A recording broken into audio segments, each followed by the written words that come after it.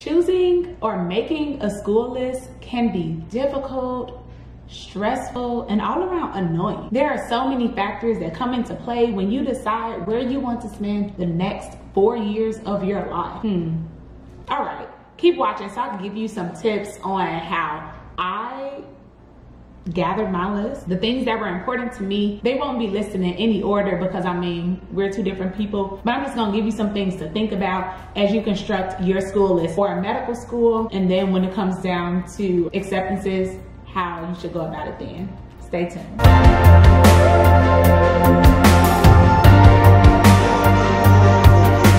Hey y'all, welcome back to Made It to Medicine with Vix. I'm a first year medical student at UICOM Chicago, here coming to tell you all the things about my pre-med turn med school journey, how I'm struggling, how I plan to make it through, and everything in between about my life. This week's video is all about how to construct a school list. People will tell you lots of things when discussing what school you want to go to or how to make this said list, right? Here are a few things that I took into consideration after I factored in my metrics. If you haven't done so already, I'll link above last week's video where I did speak about MSAR and the importance of purchasing that so you can see like where you stand out with your MCAT score, volunteering, all these other things. Check that video out if you want to know more about it. But anyway, so after I factored in my metrics where I sat with the class on that note, then I looked at these things. Number one, cost of attendance. Medical school is expensive, but there are going to be some schools that are more expensive than others. For example, where I go, UICOM, University of Illinois College of Medicine, Chicago. It is an in-state school, which means for me, I'm an Illinois resident, born and raised on the south side of Chicago. That was no problem for me. I think like with tuition and fees and all these other things, they factor in like living expenses, transportation. It's about like $50,000 to $55,000, let's say, to attend. And that is cheaper than it costs for me to attend undergrad, even though I got scholarship undergrad, thank the Lord. But that's fairly reasonable. But then if you're an out-of-state student, tuition can be around like $90,000 a year. And to me, that's absurd. I don't have that type of money. That means you're gonna come out of medical school around like $400,000 in debt, like literally about twice the amount of in-state students. So yeah, no, cost of attendance is very important to me. Always check out what your in-state schools are looking like because more times than not, they're gonna favor in-state residents because they feel like once you graduate, you're gonna wanna stay there or come back there once you're attending and practice serving their communities. They want to benefit from you. Makes sense.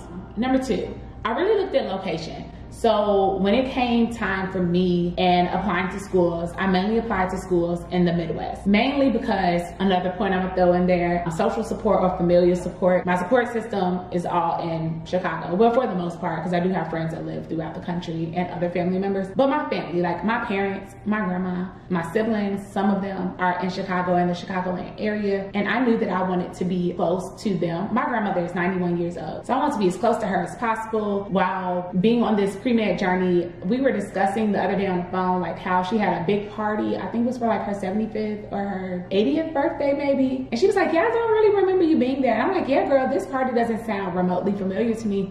Because I was in one of my pre-med or like post-bac programs and I was unable to come home for it. That is not okay. I know that being a pre-med student or a medical student, you're going to have to make a lot of sacrifices, but you know, sacrificing the people that I love, the time that they have on this earth, like that is something we can't ever get back. And I didn't want to miss those milestones again. So being close to home was important, but also choosing a school that has its own hospital system. So there are going to be some schools who don't have a hospital affiliation, which means that once you come to your clinical clerkship years, 3rd and 4th year, you're going to be rotating throughout like the city or like at various different hospitals because you don't have a home hospital. So for UIC, we have UIH, the University of Illinois Healthcare System, or like University of Illinois Hospital, where majority of our rotations will be here. We will have rotations at other places, but we have like practically every single department that you could think of, which was very important to me. I'm always seemingly interested in a competitive specialty. And to my benefit of having a home hospital institution or home hospital base, now I could get in good with the physicians in the department, start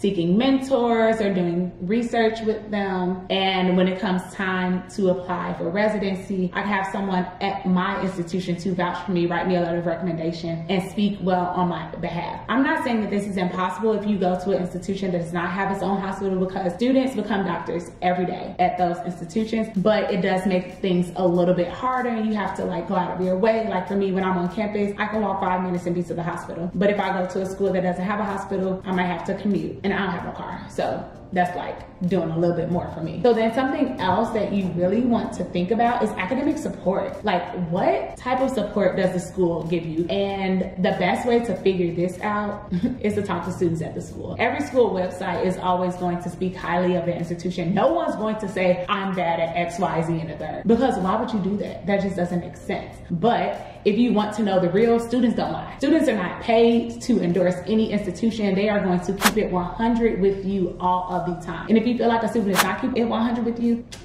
reach out to another student. Like this, again, this is where you're going to spend the next 4 years of your academic or educational career. And it is very important that you're somewhere that you feel supported. Like at my school, I was in a small group tutoring session since like block 1 and into block 4, which is where we currently are with the cardio poem. And I was like, I need something else. I need a one-on-one tutor. So I have a small group and a one-on-one tutor, and this is all free of charge to me because the school is realizing like students struggle, students need assistance, and this is what we can do to help them out. We also have learning specialists on our campus. If you're unsure of the type of learner that you are, I think like we also have the resiliency center, which is basically like you talk to therapists who are not associated with our institution. So if you tell them anything, it's not gonna find its way back to the College of Medicine by any means. They have their own Epic system. Like no one could accidentally access your chart and see the things that you talk about. So it's completely confidential. So to me, all those things are helping me academically to help me find my footing a little bit better. And then, oh, and this one, y'all, I think this is very, very important. And when I applied to medical school several times before, I didn't know anything about this. Like, I'm just like, oh, I want to be at this school because of this. I want to be at that school because of that. This might actually be more important than anything. Okay, well, money is not important, but still, this is a big one. Curriculum. What does the curriculum look like? Is it systems based? Is it just we throwing everything at you once? Do you take anatomy along with the systems that you're in? Do you take anatomy all at once? Do you take exams on Fridays? Do you take them on Mondays? How many exams do you have per block? Like, what is going to work best for you and your mental state of mind? At my school, we take exams on Fridays. And the last post-bac program that I was in, every single exam was on a Monday. And that meant every single time that it came to study for an exam, I lost my weekend. And then not only did I lose my weekend, I'm tired from doing all this studying and preparation for my exam, but now,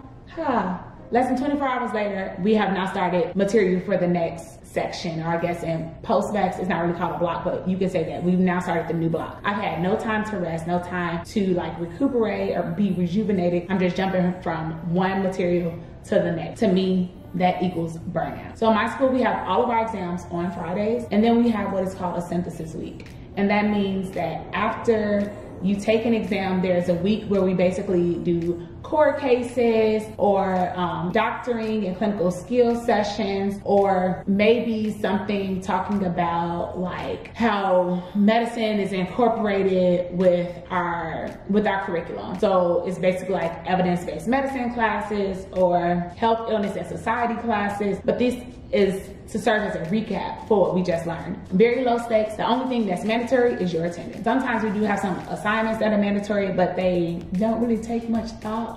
It's really just to make sure that you're engaged with the work. But this gives us essentially like a week kind of ish off, because it's very, very low stakes, low stress, until we jump into the next block of material. So they're really working on keeping our mental health at the forefront and trying to keep burnout levels really low. So like to me, that was very important when choosing a school. And also we do anatomy and systems based. So I didn't start anatomy until January, and that's when we started the musculoskeletal section. And so we did musculoskeletal upper and lower body anatomy. And now I'm in cardio poem, so we had anatomy for the heart and anatomy for the lungs. So next will be, I think it's like GI and renal next, so we'll do that anatomy as well. So everything is constructed so that it goes well together. So you just need to understand like the type of learner you are. If you haven't done like Myers-Briggs, maybe figure that out. Are you intuitive? Are you sensing? You know, like learn what works for you, and then do your research on the schools. And this research is going to extend beyond MSAR, beyond the school website.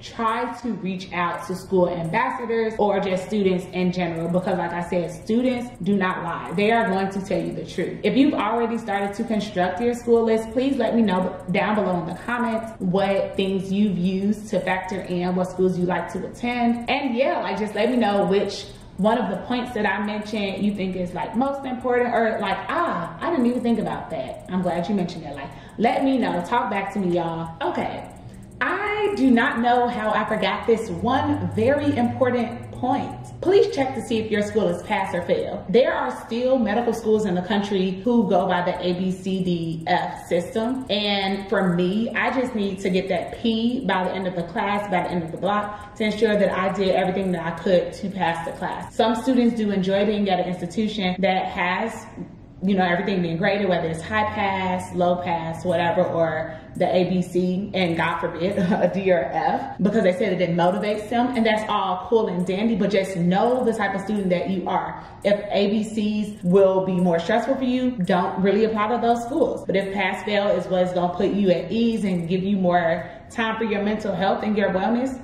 by all means do that. But I can't believe I already forgot that, because that is key and very important. And I guess that's all I got for today though. So I will see y'all next week. Bye.